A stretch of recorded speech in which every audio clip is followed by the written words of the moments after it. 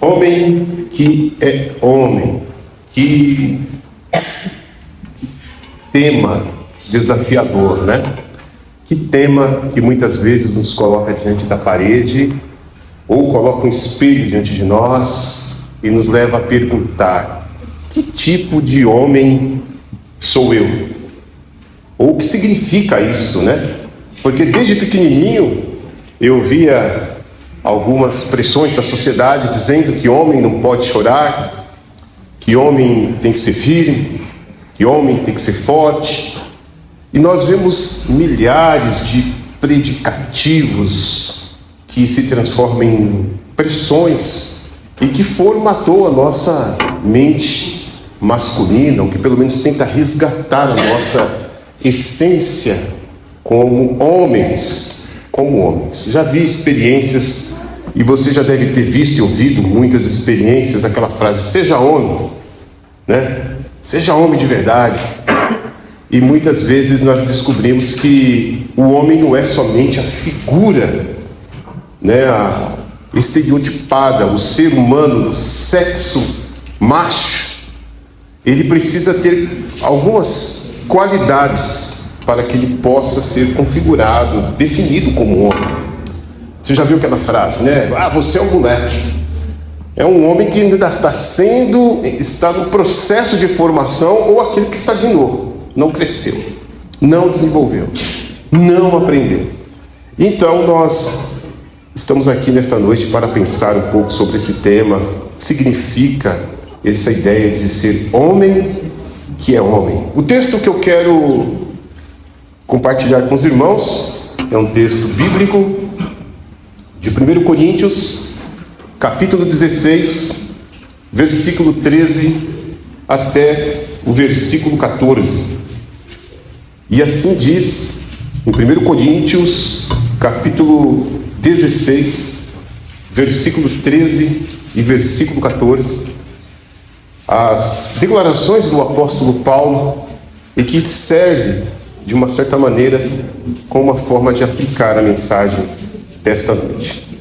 1 Coríntios capítulo 16, versículo 13 e 14, diz assim: estejam vigilantes, mantenham-se firmes na fé, sejam corajosos, sejam fortes e façam tudo com amor. Que coisa mais linda, né? À luz desse texto, meus queridos, eu quero pensar um pouco o que a Bíblia realmente tem a nos orientar. Até porque vivemos numa sociedade onde a ideia da masculinidade está em constante transformação. Hoje estamos falando de homens fluidos, hoje estamos falando homens no sentido ideológico, não no sentido de gênero, macho, fêmea. Hoje nós temos uma nova característica, uma nova formatação. E nós percebemos que neste mundo líquido, as ideias vai se transformando. Parece que aquilo que é objetivo, aquilo que é concreto, aquilo que é absoluto não está valendo mais nada. Se você sair dizendo, batendo no peito, com uma certa naturalidade, e dizer: eu tenho satisfação de ser quem eu sou, e alguém lhe pergunta: quem você é? Você fala: eu sou homem. Homem com H maiúsculo. Você, de repente, pode ser qualificado aí em alguma classificação discriminatória da nova ideologia e dos novos pensamentos sobre o que pesa ser o significado de ser homem. Então a sociologia muitas vezes nos mostra que estas expectativas sociais do que significa ser homem, de acordo com o nosso tempo e com a nossa cultura, mudou todas as coisas. No passado, ser homem significa ser uma pessoa provedora. Homem é aquele que traz a comida para dentro de casa, é o responsável pelo lar, toma as rédeas No passado, o significado de ser homem significava ser guerreiro, ser protetor.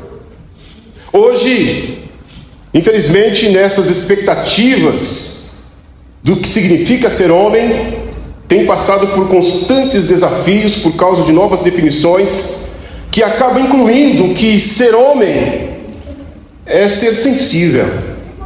Ser homem é ser vulnerável. Ser homem é ele redefinir para si mesmo o que significa força. Força e virilidade, time, caráter, nome, honra, bigode. Lembra daquela frase? Eu sou homem do fio do bigode. Hoje nós estamos vivendo essas constantes transformações, mas a pergunta permanece: o que faz de alguém um homem que é homem? O que faz de alguém um homem com H maiúsculo? O que faz de alguém ver a sua vida e não ter vergonha de ser quem ele é, porque está vivendo uma missão? Será que a Bíblia tem algo a nos dizer sobre isso? É isso que nós vamos ver. Hoje eu quero destacar para os irmãos 3 tipos de homens, para ficar um pouquinho mais didático. O primeiro homem é os que estão vivos, homens que você vai encontrar na vida. Talvez você seja um desses. Talvez você esteja numa qualificação de um desses. Talvez você esteja passando por uma experiência similar ao que eu estou dizendo aqui. Na vida você vai encontrar um tipo de homem que é vivo. Existem homens vivos. Mas também existe um outro tipo de homem que você vai encontrar na vida, que nós encontramos na vida. Os homens mortos. Mas também nós vamos encontrar na vida um outro tipo de homem, o terceiro tipo de homem. Os homens que vão para o mar. São esses homens que basicamente você vai encontrar na vida. Os vivos, os mortos e os que vão para o mar. E muitas vezes a gente não percebe se nós estamos sendo um desses homens, se nós cruzamos com eles pelas ruas, e se nós estamos valorizando o tipo de homem errado. E é nisso que eu quero pensar com vocês. Então, vamos por aquilo que nós dizemos sobre o que significa ser os homens vivos. Os homens que nós encontramos na vida. A partir do texto que nós acabamos de ler, nós sabemos que o apóstolo Paulo estava falando à igreja de Coríntios, trazendo no seu esboço final uma palavra de ânimo, porque ele já havia falado da morte, da ressurreição, e ele estava no final da sua carta trazendo ânimo para toda a igreja. E nós podemos dizer que esse recorte que nós acabamos de ler está aplicado aos homens em geral, para que nós possamos ser firmes, para que nós possamos ter um comportamento com dignidade, para que nós possamos ter uma vida abundante. E é nisso que nós podemos ver na própria palavra de Jesus. Jesus, no seu evangelho, em João capítulo 10, versículo 10, Jesus estava explicando para um grupo de pessoas a respeito da cultura de sua época. Ele usa aquela circunstância, aquele momento que existia, e faz uma aplicação espiritual, dizendo que o ladrão vem senão para matar, roubar e destruir, mas eu vim para que tenha o quê? Vida. E o quê? E vida com abundância. Nós podemos perceber que Jesus Cristo está falando basicamente de um homem que anda vivo. E esse texto aqui nos traz esta realidade. Homens vivos são aqueles que verdadeiramente vivem o que Deus lhe deu. Homens vivos, eles não estão somente existindo, fazendo as coisas por fazerem. Eles estão vivendo em Cristo.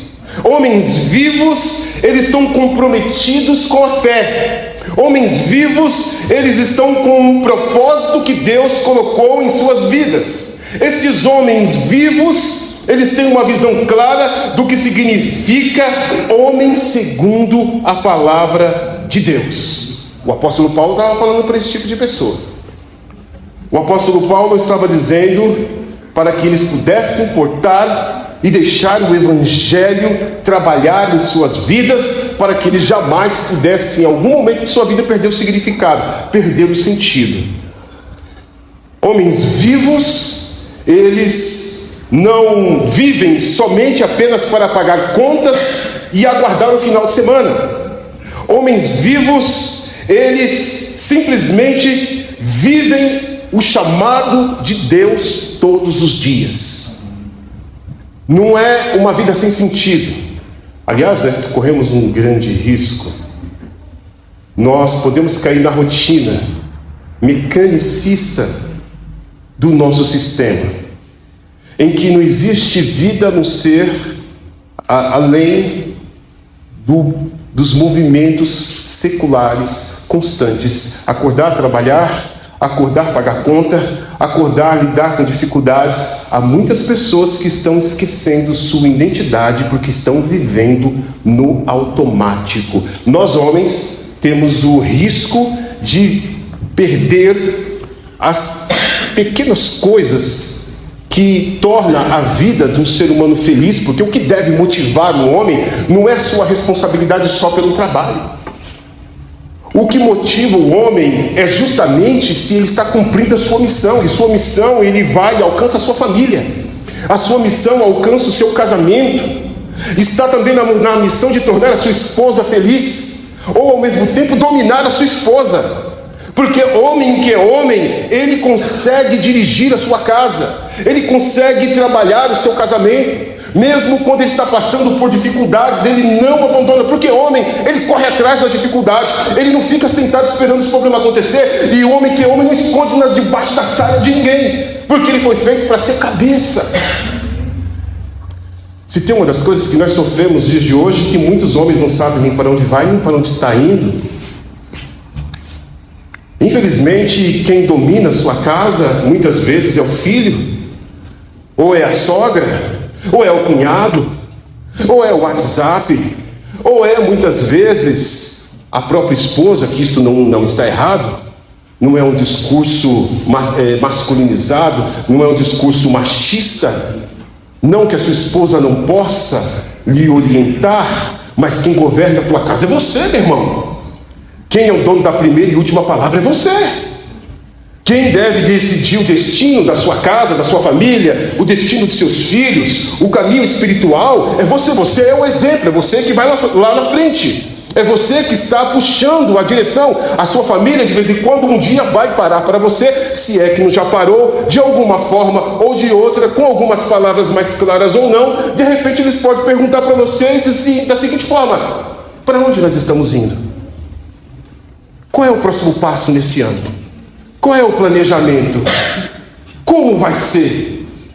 E vai ser muito triste para nós quando nós olharmos diante dessa grande pergunta, nós olharmos e falar: eu não sei. Eu não sei. Eu não sei para onde nós vamos este ano. Eu não sei o que vamos comprar. Eu não sei como é que vamos congregar diante do Senhor. Eu não sei como eu vou estar liderando e cuidando da minha saúde. Uma das coisas que mais me chamou a atenção quando eu fui fazer uma pesquisa sobre este assunto foi algo que já tinha chegado um pouquinho a essa conclusão, mas foi algo que confirmou.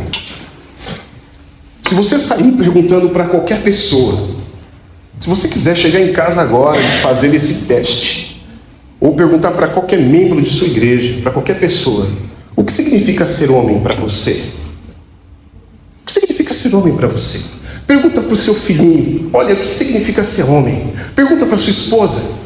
Para você, mulher, o que significa um homem de verdade? O que significa ser um homem de verdade? Na verdade, pergunte para você mesmo, porque agora, não para você perguntar aqui, que eu não quero fazer aquela bagunça para você, pergunte para o outro. Não, pergunte para a sua própria consciência. Você sabe, você tem uma definição de fato sobre o seu papel de homem, o que significa para você ser homem? Que resposta você daria? Existem algumas respostas que eu encontrei aqui que eu achei interessante. A primeira resposta que eu achei foi uma pessoa que diz o seguinte: então, desde que eu me conheço por gente, até agora, minha idade, 25 anos, eu escuto esta balela: tu tem que ser homem de verdade. Ou fulano é muito mais homem do que Beltrano. Como se os homens fizessem parte de um ritual secreto, onde quando quem tiver menos informação ou quem tiver mais informação se sobressai melhor. Alguns dizem que você tem que se tornar homem a partir do momento que você começa a transar ou começa a fumar. Você se torna homem, alguns dizem, a partir do momento que você faz um filho. Outros dizem que você só começa a ser homem quando você começa a pagar as suas próprias contas. Mas também tem pessoas que acreditam que ser homem é bater em mulher. E eu estou meio confuso. Nas minhas escolhas não foram uma das melhores na minha vida, mas graças a Deus eu me sinto, infelizmente, menos homem para começar a minha própria vida. Um jovem de 50 anos não tem noção, não tem consciência, não tem. Um homem que não sabe quem é, ele não tem destino, cara. Você não tem destino. O que você quer da vida? Ah, eu não sei. Peraí. Você tem que saber, meu irmão. Ah, ninguém é obrigado. Não, peraí. A sua vida, sim, você é obrigado, sem saber para onde você está indo. Você precisa saber. Porque para quem não sabe para onde vai, qualquer caminho serve. Hoje nós vimos muitas pessoas que têm perdido o senso de propósito de vida. E aí fica com este vazio.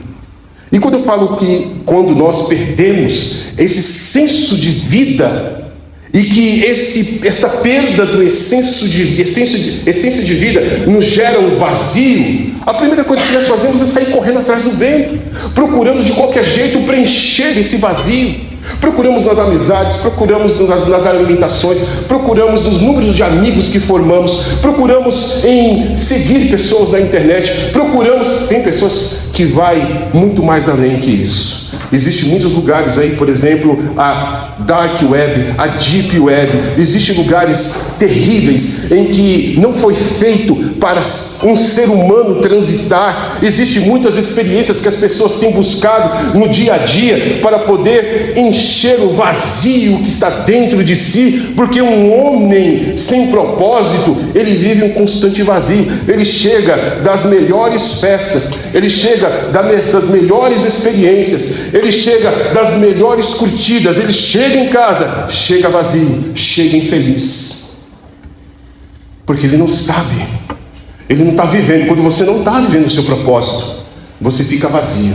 E quando você está vazio, é a pior experiência do ser humano, é sentir esse vazio, porque ele vai colocar qualquer coisa dentro de si. Ele não vai ter critérios. Ele acha que mulheres vai poder preencher esse vazio. Ele vai achar que drogas vai poder dar sentido à vida dele. Ele vai achar que fugindo de casa, não sei, inventando uma nova moda, mudando de sexo, não sei, ele vai tentar fazer alguma coisa para tentar preencher esse vazio. Quando ele perceber, o rombo aumentou mais ainda.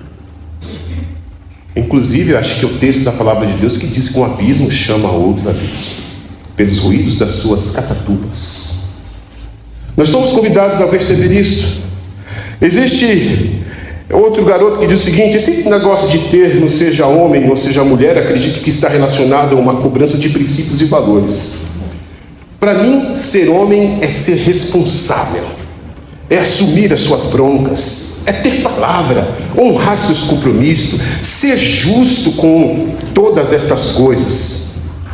Aí o outro diz o seguinte: não é bem isso. O ser homem está atrelado à capacidade de se responsabilizar pelos seus atos e está convergente com seus propósitos. Na real, a expressão deveria não ser homem. A expressão deveria ser seja humano, pois as necessidades atribuídas aos homens pertencem também a ambos os gêneros. Normalmente, ela é deturpada e vira um instrumento de pressão, atribuindo uma responsabilidade irreal e muitas vezes difícil de ser sustentada. Para mim, ser homem não tem nada a ver com a estética, muito menos. Para mim, tem a ver com o modo de agir, com as nossas relações de masculinidade, e sim tornar responsável e fazer decisões difíceis, e muitas vezes é você ter o controle emocional para poder lidar com a situação da melhor forma. E o outro responde: não, ser homem é ser corintiano. Eu fico observando. Eu acredito que existem muitas pessoas que têm sim suas teorias.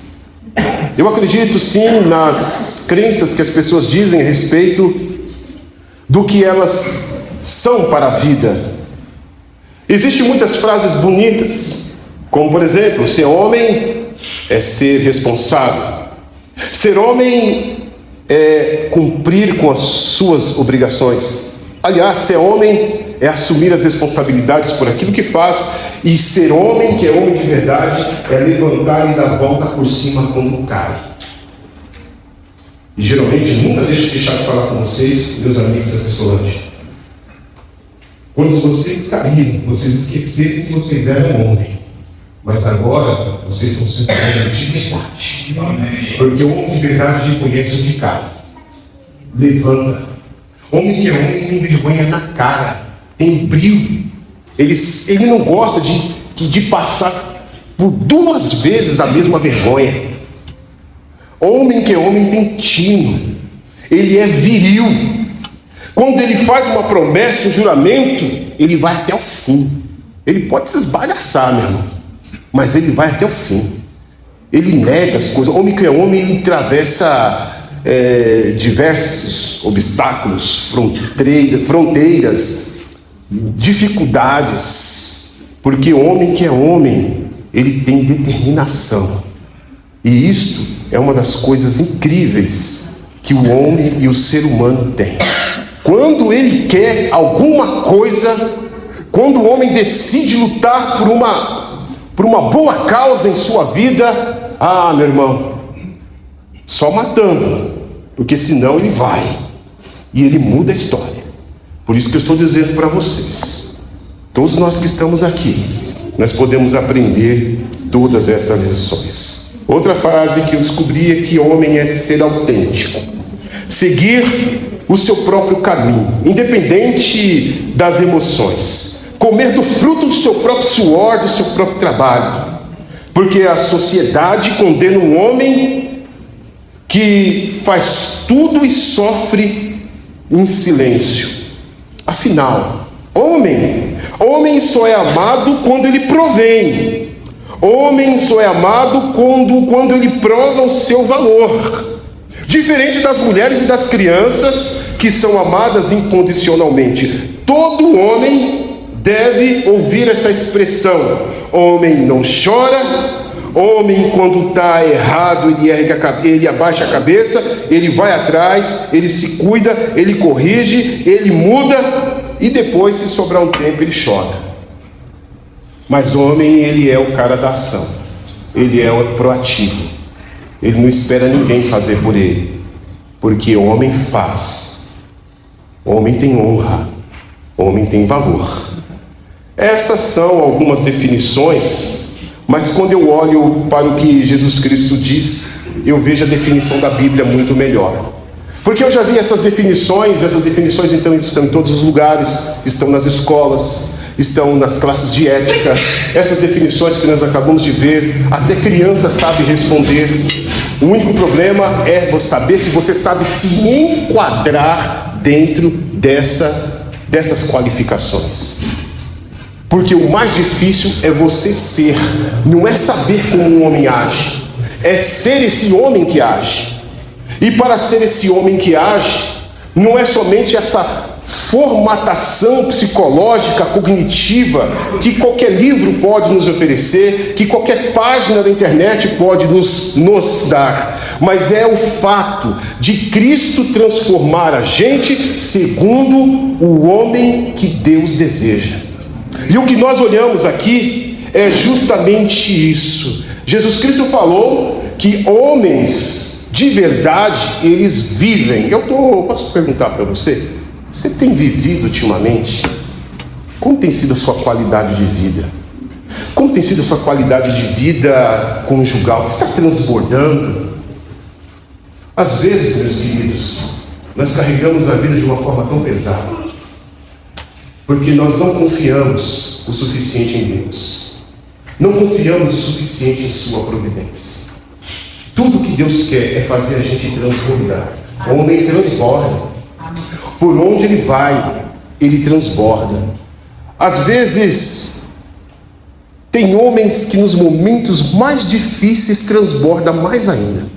Eu gosto de lembrar do momento de José, que nós chamamos José do Egito, um garoto, mas que já era um homem formado na sua fé, na sua vida.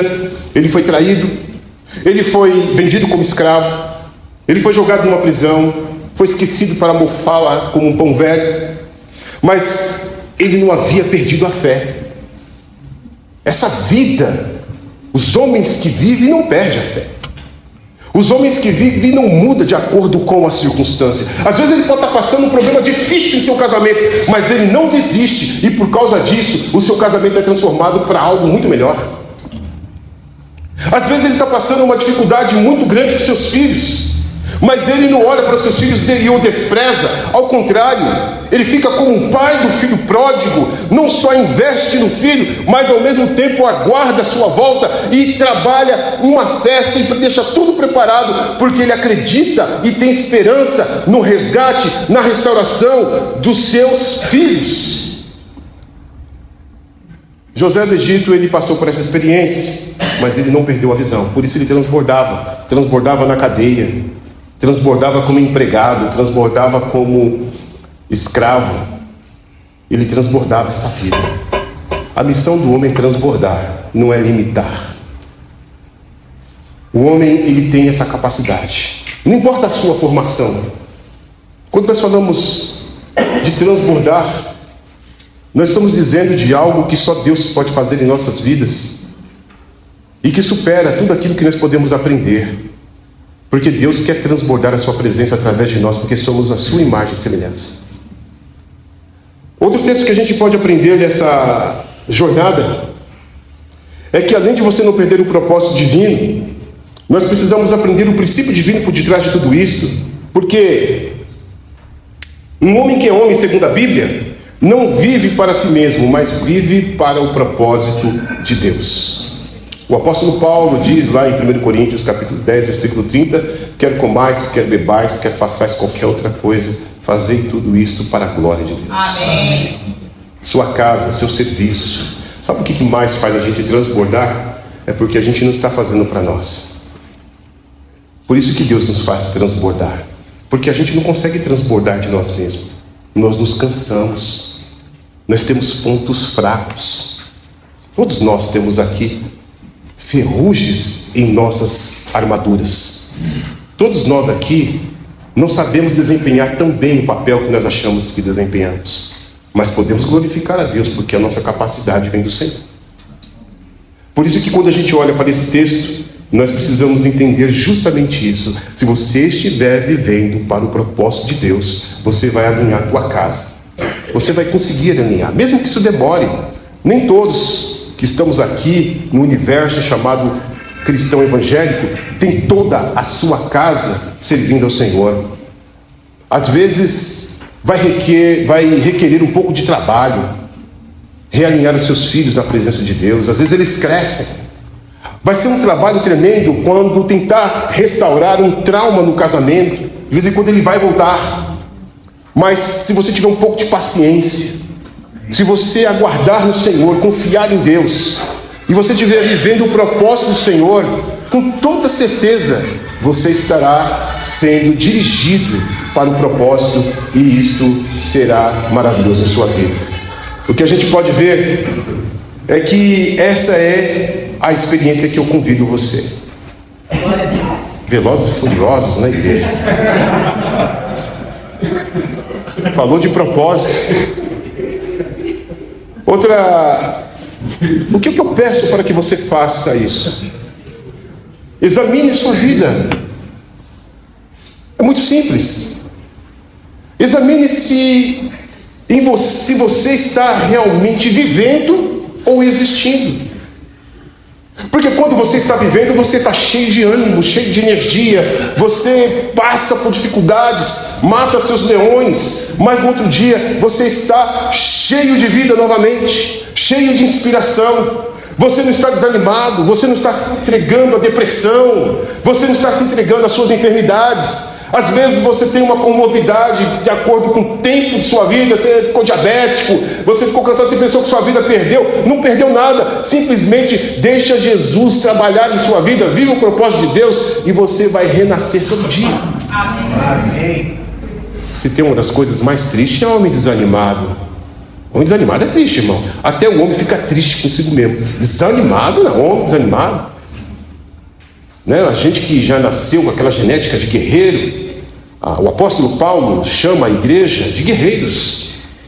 Nós temos armaduras, todos os dias estamos lutando. O universo masculino é mais complicado, todo mundo sabe que é mais complicado do que a das mulheres, porque a sociedade cobra muito da gente, ainda a gente consegue se enquadrar. A gente consegue se enquadrar, vence, luta, um consegue aposentadoria, aquele que não consegue aposentadoria está batalhando até hoje, não deixa as coisas caírem, segura, estamos vencendo. Mas eu quero dizer para você, meu amado, se você estiver na missão de Deus, você não vai mais existir, você vai viver as grandezas do Senhor na sua vida. E nós podemos perceber isso. O segundo tipo de pessoas são os mortos, os homens mortos que podemos encontrar pela vida. Certa vez, duas pessoas se voluntariaram, aliás, uma se voluntariou a seguir Jesus e falou: mestre, para onde tu fores eu irei. Jesus olhou para a cara daquele homem e falou: você é um homem despreparado. Você não tem palavra, você não vai conseguir, você não sabe o que você está falando.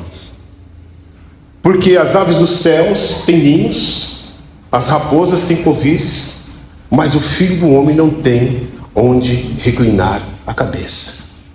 Meus queridos, homens mortos são homens despreparados. Estamos falando no sentido figurado. Homens mortos, eles nunca cumprem com suas palavras. Eles sempre se perdem no horizonte de suas próprias vidas. Eles começam e abandonam as coisas pela metade. Eles começam e deixam seus processos tudo pela beira do caminho.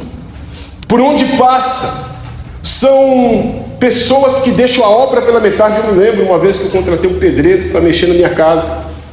E aí nós começamos a perceber algumas irregularidades. E aí a gente começou a acompanhá-los um pouquinho mais de perto.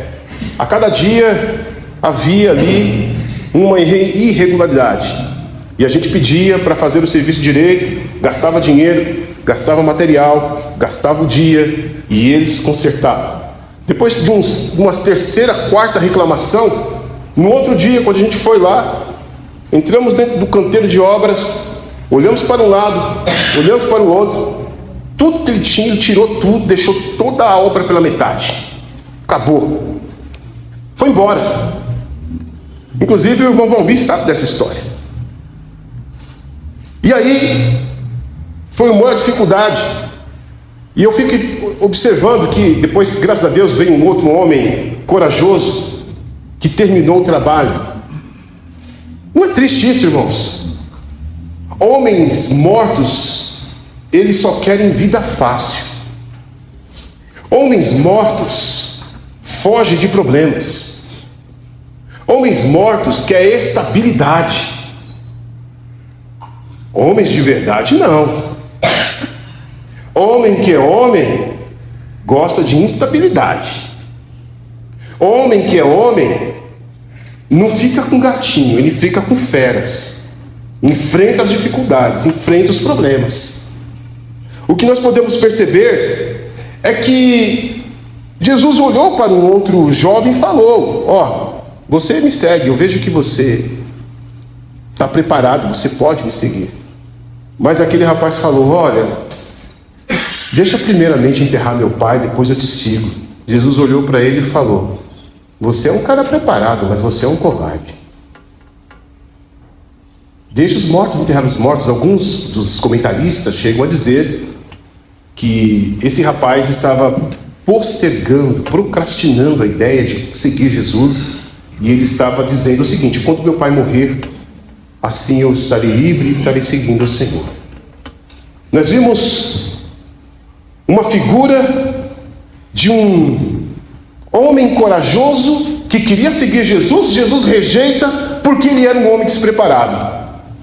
E nós vimos um homem que estava preparado, mas era um covarde. Então nós precisamos tomar muito cuidado, porque não é aquilo que parece ser, mas é aquilo que está dentro de nós. Todos nós sabemos o que passa dentro de nós. Muitas vezes queremos vender uma boa imagem para as pessoas, mas dentro de nós as coisas realmente estão pegando e ninguém está vendo. É onde as coisas estão gritando, é onde estamos implorando, gritando por socorro, é onde nós realmente sentimos de verdade se estamos preparados ou não para vencer. É ali, aqui dentro de nós, é que acontece o princípio da vida e o princípio da morte. Não é a imagem que a gente vende, é o que a gente é para nós todos os dias no espelho da nossa alma. E a pergunta é: como é que você está? Como é que você está vivendo? Homens mortos são aqueles que, embora vivos, estão espiritualmente mortos. Homens mortos, eles se rendem às pressões e às tentações do mundo. Eles esquecem da verdadeira identidade com Cristo. Eles vivem nos seus próprios propósitos e vivem sem a direção de Deus na sua vida real. Um homem que está vivo fisicamente, mas morto espiritualmente. Então ele pode ter todas as posses do mundo, mas não tem o que realmente importa. Jesus, ele disse no livro de Marcos, eu acho que é Marcos 8:36, ele diz o seguinte: o que adianta um homem ganhar o mundo todo e perder a sua alma? Existem muitas pessoas que estão andando aí de Ferrari, muitas pessoas que estão em apartamentos ricos, estão mortos.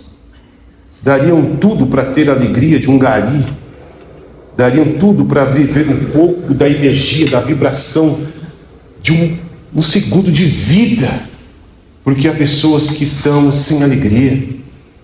Assim como muitos cristãos que deixaram apagar a chama do Espírito Santo em suas vidas, assim como os homens deixaram apagar a chama do romance em seus casamentos, da paixão, do namoro. Há pais que não conseguem se identificar nos filhos mais, porque nasceu no lugar do amor a falta de empatia. Não sente mais o apego, esquece que aquela criança é uma promessa de Deus, esquece que aquela esposa merece ser tratada com muito carinho, porque é o vaso mais frágil da casa e é uma bênção do Senhor que Deus deu para a sua vida. Muitos, infelizmente, preferem trocar esta vida espiritual cheia de riquezas e abundância por uma mísera conta do banco, por uma mísera estabilidade. Eu fico lembrando, quando eu digo isto, de Sansão. Sansão, ele era um homem dotado de uma força física impressionante, e ele cedeu aos seus desejos carnais e acabou se distraindo com o mundo, se encantando, e ele perdeu o favor de Deus e por fim ele perdeu a sua vida. Ele era um homem forte fisicamente, mas espiritualmente estava morto uma boa parte de sua vida. Meus queridos, se você estiver morto, com toda certeza você vai prejudicar a sua própria vida. Você não vai viver o melhor de Deus. Então nós podemos aprender a seguinte lição: a verdadeira masculinidade não se mede pelo físico e nem pelo sucesso material. A verdadeira masculinidade, ela se mede pela vida espiritual ativa e comprometida. Então a pergunta é: existem algumas coisas na sua vida que você se sente espiritualmente morto? Eu não sinto mais paixão, eu não sinto mais vontade. Tem gente que não está sentindo mais vontade de viver. Se isso estiver acontecendo aqui, está repreendido em nome de Jesus. Há muitas pessoas tentando abandonar, pessoas que estão, muitas vezes, já olharam pelo retrovisor de sua vida e já se arrependeram de ter casado, já se arrependeram de ter chegado onde chegou. acham que poderiam estar melhor se tivesse tomado uma decisão diferente. Não, irmãos, só gente morta olha para trás. Só os mortos ficam no passado. Só os mortos ficam junto com as coisas que estão enterradas. Terceiro e último, são aqueles que vão para o mar. Aqueles que vão para o mar. Aqueles que vão para o mar é semelhante à experiência da chamada de Jesus Cristo quando ele teve com a chamada da pesca milagrosa. Você sabe o que aconteceu naquele momento, né? Jesus estava iniciando seu ministério e ele foi pregar ali no Mar da Galileia. Uma multidão de pessoas estava seguindo Jesus, quando de repente ele encontra o barco de Pedro, e aí tudo começou, aquela história. Aqueles homens que já tinham ido para o mar e voltado com as mãos vazias, foram confrontados por Jesus e desafiados a voltarem para o mar. E quando eles voltaram para o mar, retornaram cheios de milagres, cheios de histórias para contar. Voltaram com as suas vidas completamente impactadas. Sabe por quê? Porque nós podemos aprender uma das lições mais importantes da nossa vida cristã, que define um homem que é homem de verdade. É o que Jesus Cristo disse: sem mim nada podeis fazer. Meus queridos, nós podemos ver que Jesus Cristo disse: vinde após mim, que eu vos tornarei pescadores de homens. Então, os homens que vão para o mar são aqueles que respondem o chamado de Deus. Eles são lançados na água da fé. Eles enfrentam as ondas do mar. Eles enfrentam a instabilidade, a impetuosidade das variações e mudanças de clima e de situações. Eles sabem que as suas vidas em Cristo pode envolver risco, pode envolver desafios, mas a missão de alcançar outras vidas para o reino de Deus vem em primeiro lugar. Nós, como homens batistas, nós aprendemos isso muito cedo. Nós sabemos que somos uma agência missionária. Nós não somos uma agência de pessoas que sentam para ouvir e estudar. Nós somos uma agência, um grupo de homens que tem valores capacitados, que sentam para ouvir, mas depois praticar, para fazer a diferença na sociedade, no setor de trabalho. Os desafios virão. Os homens que sabem que não são perfeitos, mas sabem que estão dispostos a confiar em Jesus e seguir até o fim, independente das circunstâncias. Então nós podemos perceber que, sabe qual é o grande risco de nós homens? Os homens que não vão para o mar? O grande risco dos homens que não vão para o mar é que eles gostam de ficar em terras firmes, seguras e confortáveis. Só que o verdadeiro homem de Deus, este que é homem de verdade, ele se lança ao mar e sua fé é testada e o seu caráter é moldado. Muitos falam: eu não vou para o mar, eu não vou fazer isso, prefiro uma estabilidade. Sabe qual é o problema de quem fica na terra, gosta desse tipo de estabilidade? A diferença é que quem vai para o mar sabe que vai enfrentar ondas, tempestade, ventos, mas você sabe que foi o lugar onde Cristo mais agiu, foi onde Cristo mostrou mais assim em relação ao seu poder, sobre a natureza, a potencialidade de uma tempestade, que para os gregos era o poder de Poseidon, o poder de um deus grego, um deus que dominava os 7 mares. E Jesus Cristo acalmou os ventos, acalmou a tempestade. Jesus venceu os deuses épicos, os deuses gregos do Olímpico. É essa a experiência. A gente sabe que no mar não tem lugar para colocar o pé, no mar não tem estabilidade, mas quando Cristo está no barco, tudo vai bem. Mas quando nós estamos na terra, a gente pensa que é tão segura, mas se der um terremoto, ela nos engole. A probabilidade de que alguém que caia no mar e saiba nadar consiga escapar é muito grande do que aquele que é engolido pela terra, daquele que é soterrado. E aí a gente precisa tomar muito cuidado. Onde é que nós estamos querendo? Queremos conforto? Jesus Cristo falou que neste mundo teríamos perseguições. Os homens dele passariam por perseguições, passariam por zombarias. Os homens de Jesus, os discípulos, seriam entregues aos sinédrios, seriam mortos, pessoas da família iriam traí-los, mas eles deveriam permanecer firmes até a morte. Jesus, a palavra de Deus fala: sede firme até a morte, e dar-te a coroa da vida.